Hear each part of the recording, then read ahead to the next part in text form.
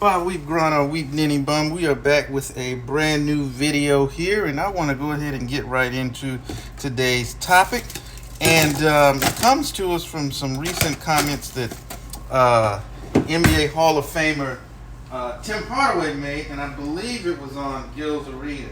And it stemmed from this old tired conversation, and I've talked about it on other videos. Shout out to the 4 or 5 of you who watched. Where it talks about this whole thing that the players of the 90s and the previous were just so inferior to the players of today, and how they wouldn't even be able to lace these guys' shoes up.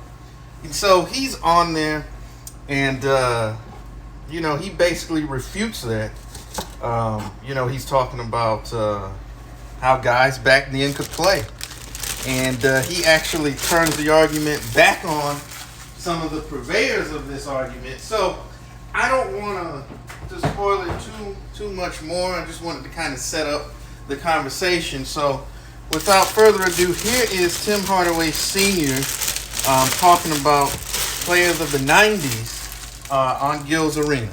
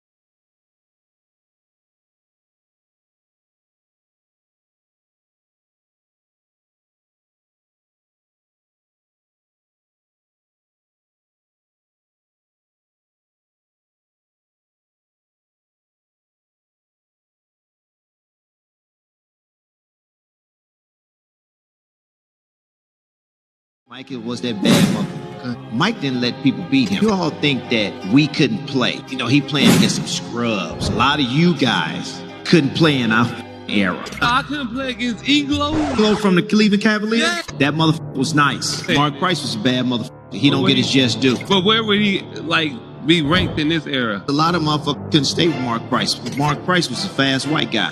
He could stop on the dime, shoot it in your face, split the double team, knew how to pass the ball, knew how to play the game. Mark Price was a bad motherfucker. Kevin Johnson, another motherfucker. We had some bad motherfuckers in our era. Mike is the GOAT. Mike was the... You have it, the comments from Tim Hardaway Sr. And first of all, shout out to him for finally saying once again, not saying once again, but saying what needed to be said, period. I just really don't understand this argument that the guys back in the day were like the Geico caveman, and the guys of today are like, the freaking Avengers or something. I've never understood that. I've talked about it on so many other videos, and whenever I get a chance, because you just don't see other sports disrespect their past the way it's become in vogue to do in basketball. But I won't go down that path again. But and the other voice, since I just got the audio, the other voice that you were hearing that was trying to offer some pushback, that was Nick Young. And so first of all, he's right. I watched basketball since the late 80s, those dudes could play. And I don't understand why we got to the point where we decided that these dudes all of a sudden could not play. And Tim Hardaway is absolutely right. And he's also right, because some of these dudes today wouldn't be able to play back then. He's 100% right.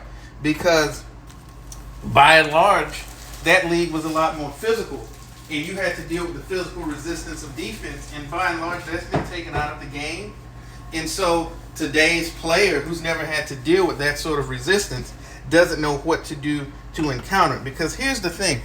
When you have to deal with that type of defense, and it's not a mere what it's been today, which is a mere inconvenience to scoring more points, you have to figure out ways to counter and get around the defense and that makes you better as a player.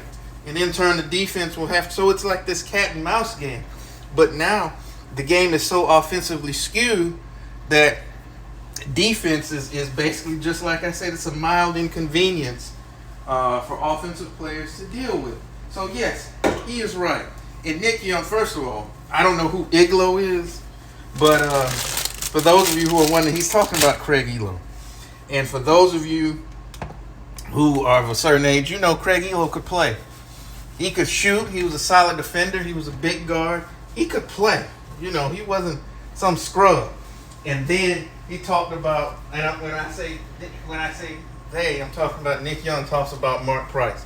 And again, thank you, Tim Hardaway, for speaking up for Mark Price. Because those of us who know Mark Price, he was a bad dude. He could play. He was a problem out there. He was a real problem.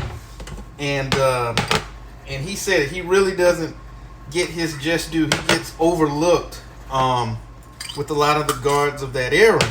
You know, you hear about, of course, Jordan, the Drexlers, the Mitch Richmonds, the John Stocktons, the Reggie Millers, those guys. But you don't hear about Mark Price, and that dude was, man, like I said, he was a real problem. And then he asked, well, what would he do today? First of all, Mark Price will absolutely eat in today's era because he does very well what modern NBA teams cream their pants over is shoot the ball. He can run the pick and roll. He can pull up from mid-range. He can pull up from three, off the dribble, off screens. He's quick. He can stop on a dime. He can pass. Mark Price would be a perennial all-star in this era, and the guy who would command $30 to $40 million, no problem, no questions asked, bingo, bango, done. Mark Price would kill in today's league. And you can't touch him. Man, please. Mark Price would absolutely eat. Another person that Tim Hardaway brought up that I'm glad that also doesn't get talked about enough was KJ. And again, KJ was the real deal. You're talking about a guy, a shorter guard to take you off the bounce, was stronger than you think, could shoot, get to the cup, could pass the basketball. He's another guy that in today's era would be a perennial all-star and would command the big bucks. So I'm glad to hear Tim Hardaway say these types of things and to give some real pushback on this moronic discussion, or this moronic talking point that guys of yesteryear could not play. And I'm so glad that he did that. And as you could hear, that did cut off, but they weren't able to offer a sufficient rebuttal for what he had to say because the facts are the facts, ladies and gentlemen. And again, I don't know where this talking point is. You don't know. Let me not say that. I do know where it's come from. It's coming from propping up one guy to make him look better while disrespecting an entire era or eras of players. So, and then when you try to defend previous players or whatever, what do? They call you an old head, like that's something bad. But like Uncut Hoops just said on one of his videos, if that's the case, that's a badge I'll wear proudly. Call me an old head, because it's the old heads who are the defenders of the history and the true history and the knowledge of the game. And if that's the case, then hey, you can call me an old head all day. But I'm gonna go ahead and wrap up the video. I really, when I saw this, I was like, yeah, I got to make a video about this because I'm sure the 4 or 5 will appreciate it. So that's going to wrap it up. As always, I thank you for spending a few moments with me. I'll be back with more videos real soon. As you can see, I've been more consistent. And as always, make sure to tell the ones that you love them. Check on your people. Peace.